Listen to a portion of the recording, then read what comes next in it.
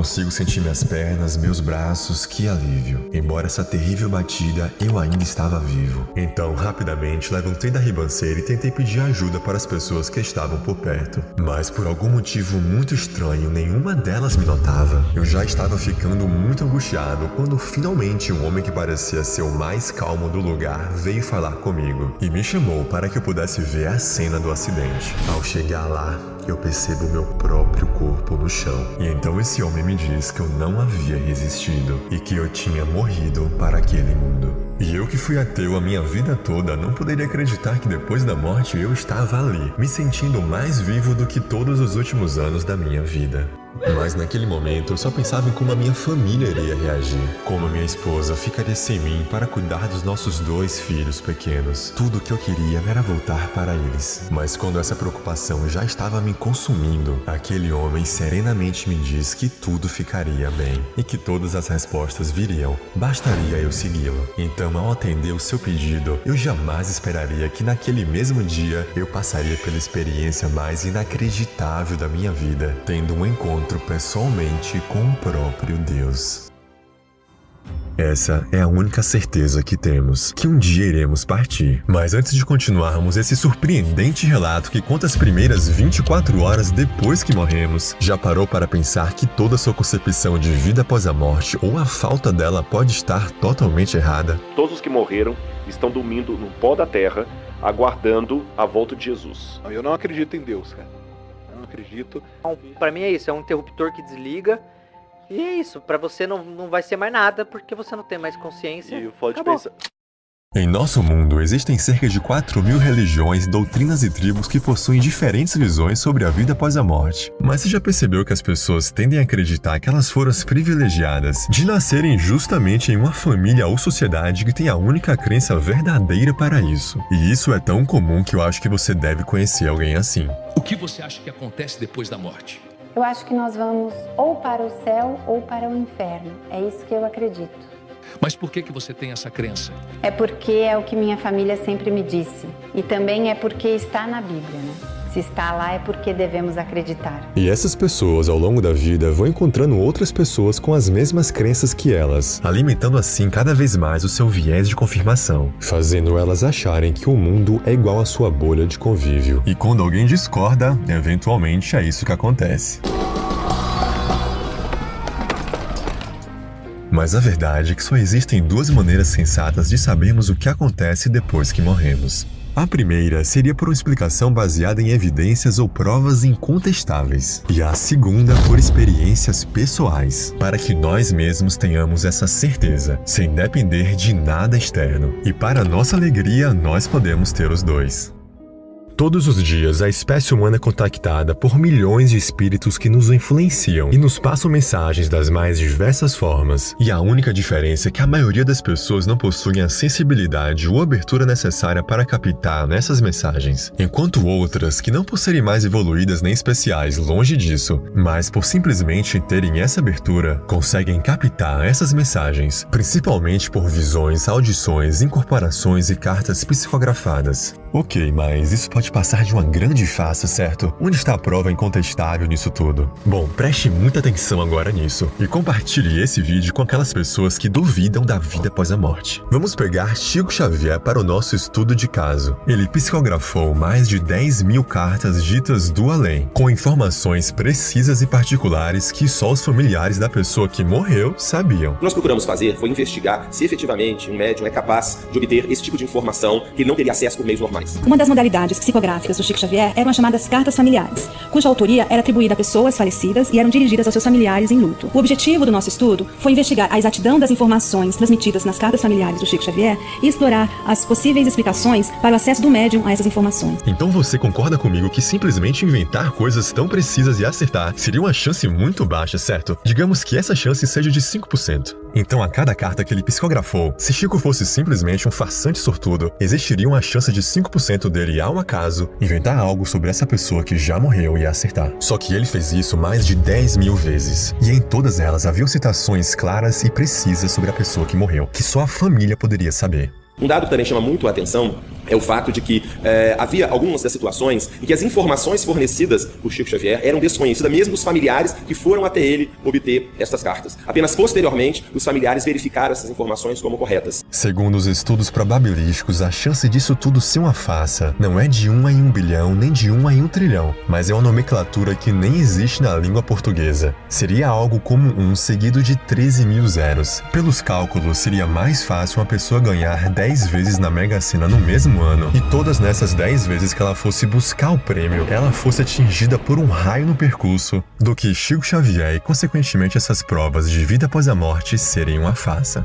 Mas você pode pensar, ok, isso me convenceu. Mas na prática, o que isso realmente vai mudar na minha vida? E caso você pense isso, eu concordo 100% com você. O mais importante é você experienciar tudo isso por conta própria. E para isso, só existem 2 maneiras de experienciar o que acontece depois da morte, antes de morrer. A primeira é pelas famosas EQMs, que são as experiências de quase morte, onde o indivíduo, decorrente de uma situação crítica de desligamento do corpo físico, devido a um acidente, por exemplo, ele morre por alguns instantes, ou seja, sai do seu corpo físico e usa agora um outro corpo como veículo de consciência, vê o que tem do outro lado e depois retorna ao corpo físico com experiências fantásticas e transformadoras, como aconteceu, por exemplo, com a Marcela, que deixou o seu lindo e surpreendente relato lá no meu último vídeo. Mas como eu disse, as EQMs são experiências de quase morte, e eu acredito que você não esteja muito afim de testar isso. Então, para isso, temos a maneira mais acessível, democrática e natural a qualquer indivíduo encarnado na Terra: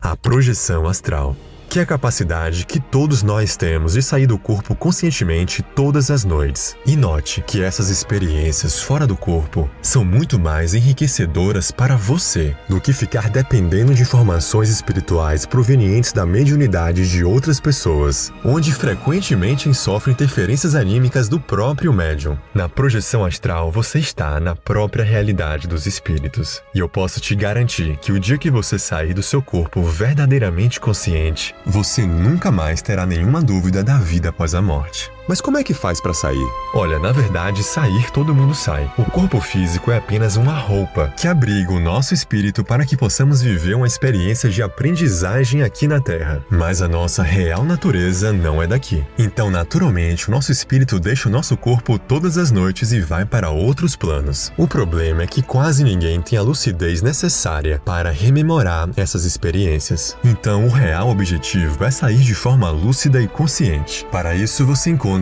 esse vídeo aqui no meu canal, que tem todas as técnicas necessárias que você precisa para sair do corpo consciente. Elas vão trabalhar e desenvolver em você todos os pontos necessários, desde a sensibilidade energética até a exteriorização de energias, absorção, estado vibracional e desenvolvimento do chakra da terceira visão. Basta deitar à noite, colocar esse vídeo para tocar e ir mentalmente seguindo as técnicas. Bom, agora vamos voltar às nossas primeiras 24 horas depois que morremos. Lembrando que cada caso é um caso, mas o incrível dessa abordagem é que ele abrange o perfil da maior parte da população, pessoas normais, cheias de defeitos, porém com grande coração. E o final desse relato com o encontro com o próprio Deus é o que fez eu mesmo ter achado isso a coisa mais surpreendente que eu já li nos últimos tempos. Bom, vamos lá.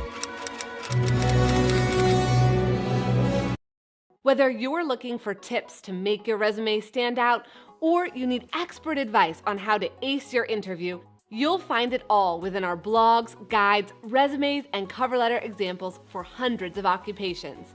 At Resume.io, we're passionate about helping you grow your career by putting the right tools and information in your hands.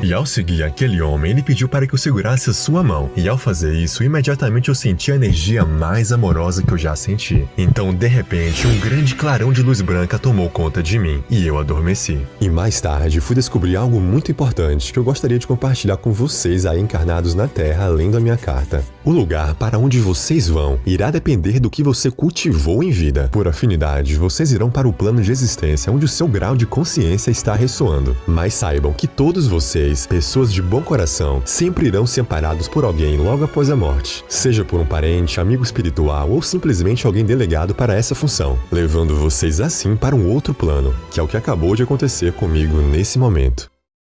A próxima lembrança que eu tenho é de estar acordando de um sonho, com uma sensação totalmente diferente de tudo que eu já senti. Estava leve, cheio de vitalidade e absolutamente em paz. Era como acordar e saber que não há nenhum problema para resolver e nenhuma preocupação para pensar. Estava em uma espécie de maca, que paradoxalmente era fria e quente ao mesmo tempo. O local era muito arejado e futurista, e as paredes eram quase todas feitas de um material que parecia vidro. Na hora eu pensei que eu deveria estar em uma espécie de clínica do além. De repente começou a surgir uma espécie de luz que vinha na minha direção. De início era algo translúcido e desfocado, mas cada vez que chegava perto, tomava uma proporção que para minha percepção parecia um homem. E ao chegar ao meu lado, percebo que era o meu avô, que havia falecido há uns 20 anos atrás. Mas de forma curiosa, quando o vi, não tive uma sensação de surpresa ou de euforia. Por algum motivo, para alguma camada mais profunda do meu ser, era certeza que ele ainda existia, e era certeza que ele estaria ali para me recepcionar. Assim, quando alguém morre no seu sonho, quando você acorda, você não fica surpresa de ver aquela mesma pessoa ao seu lado. E para ser sincero, era esse o sentimento que eu tinha, de ter acordado de um breve e passageiro sonho.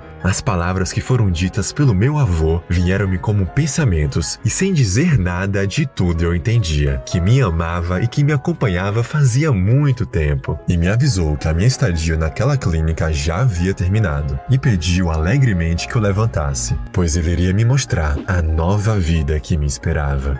Posteriormente, descobri que ao chegar no plano espiritual, fui imediatamente levado para essa espécie de hospital devido ao meu acidente. Pois embora eu não esteja mais usando o meu corpo físico, o meu perispírito guarda repercussões do ocorrido. Nem todos vocês irão precisar passar por aqui primeiro, mas os que precisarão, saibam que esse lugar não é nada parecido com os hospitais da Terra. Aqui é usada uma tecnologia extremamente mais evoluída, usando, por exemplo, terapia fluídica e, acima de tudo, o amor fraterno. Então foi logo depois dessa minha rápida passagem por esse lugar que eu fui ver a magnífica vida que me esperava.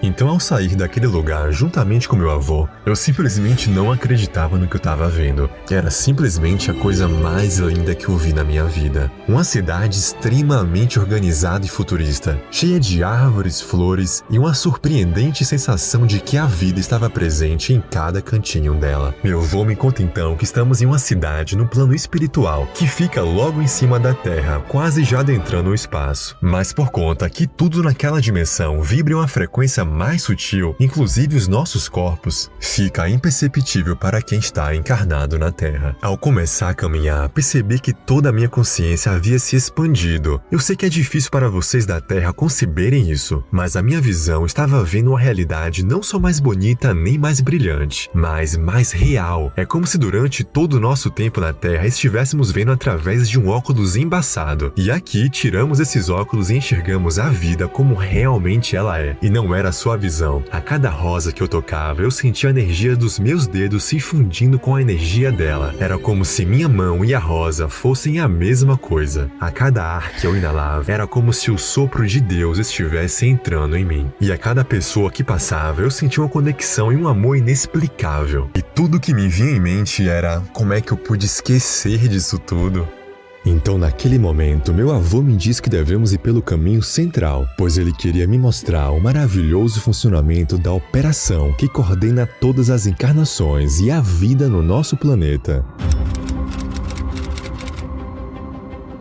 quando chegamos lá, fiquei de queixo caído com o nível da operação tecnológica que existia naquele lugar. Até que então, uma elegante e bela mulher de cabelos negros veio até a nossa direção. E como se já estivesse aguardando a nossa chegada, alegremente disse: "Seja muito bem-vindo, cidadão do cosmos. Esse é o lugar onde nós coordenamos as encarnações das almas na superfície do planeta Terra. Tudo isso faz parte de um gigantesco e complexo projeto para que consciências vindas de outros lugares do universo possam encarnar na superfície da Terra e assim viver uma experiência de aprendizagem para suas consciências. Mas não só consciências humanas, mas também consciências dévicas, como, por exemplo, todas as espécies de animais que chegaram na Terra milhões de anos antes mesmo da primeira alma humana encarnar por lá. Então, todas as almas encarnadas na Terra não são originárias desse planeta. Todas elas são almas extraterrestres." E quando ela falou isso, eu fiquei deslumbrado em saber de como aquilo tudo funcionava. Mas ainda sem entender algo, perguntei a ela onde nós realmente estamos. Era como se fosse outra dimensão? Então ela responde: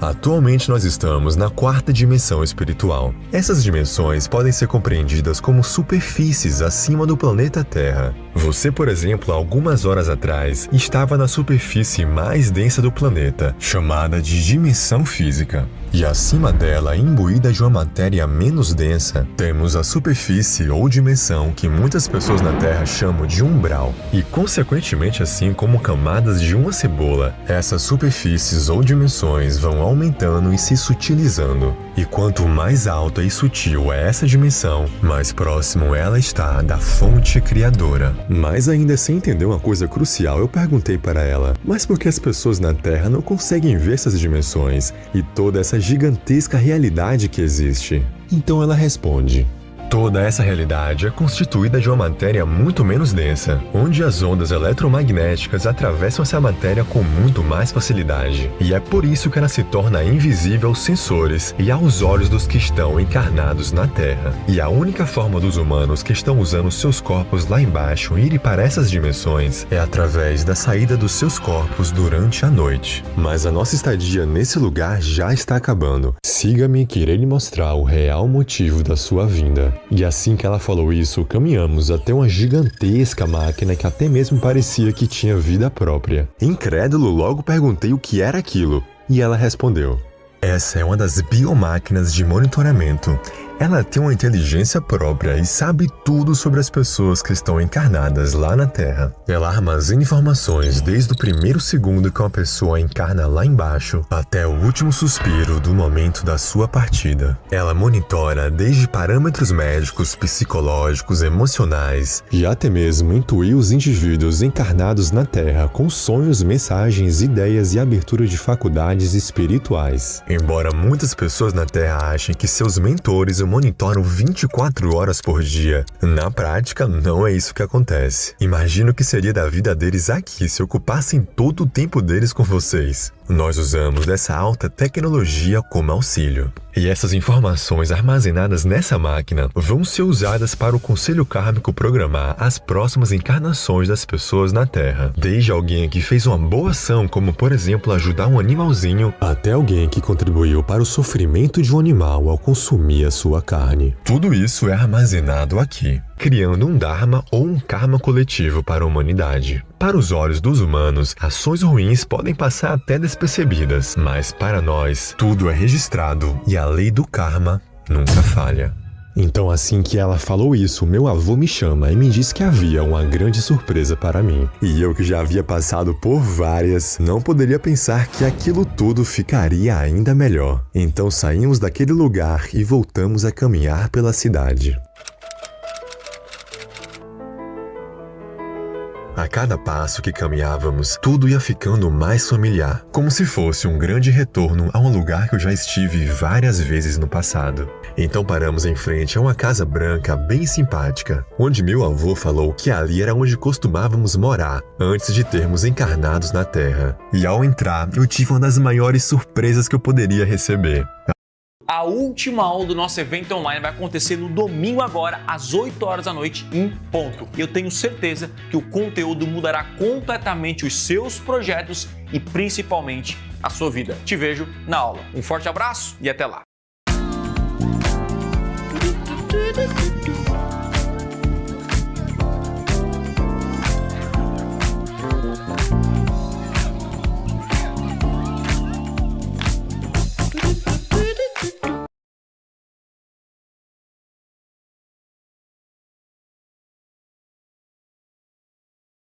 Ali estavam várias pessoas da minha família espiritual. Alguns viveram comigo na última vida. Já outros eu não conseguia lembrar muito bem a nossa história. Só tinha a certeza absoluta de que a nossa conexão vinha de milhares de anos. E naquele fantástico momento, uma longa e calorosa conversa com todos eles se estendeu por um bom tempo. Já havia se passado bastante tempo naquele lugar, mas o meu avô, olhando para mim, parecia que conseguia ler todos os meus pensamentos e dúvidas que passavam pela minha cabeça. Ele notou sem eu ter que lhe dizer a minha maior dúvida. Diante de tudo isso, onde está Deus? Então ele me levou para um jardim bem distante da cidade e me disse de forma misteriosa que Deus estaria me aguardando. Então, ao sentarmos, ele pediu para que eu fizesse algumas práticas espirituais de respiração. E ali eu fiquei durante um bom tempo naquela prática. De repente, sem qualquer aviso prévio, senti uma grande expansão dentro de mim, como se as paredes do meu ser se dissolvessem no infinito. Minha mente, normalmente um redemoinho de pensamentos e preocupações, agora estava tranquila, vasta como um céu claro de verão. Foi nesse momento que eu comecei a experienciar Deus. Sentia-me parte de algo muito maior, uma pequena faísca na imensidão de uma chama eterna. Eu era ao mesmo tempo a gota e o oceano, o Criador e a criação. Me sentia fazendo parte de tudo. Cada árvore, cada estrela, cada folha de grama, cada respiração de cada criatura parecia estar em harmonia comigo. Nesse estado, a noção de eu ou meu desapareceu. Era como se eu estivesse olhando o mundo através de um novo conjunto de olhos, sem julgamentos, sem desejos, sem medos. Eu era parte de Deus, ou talvez Deus fosse parte de mim. Não havia diferença.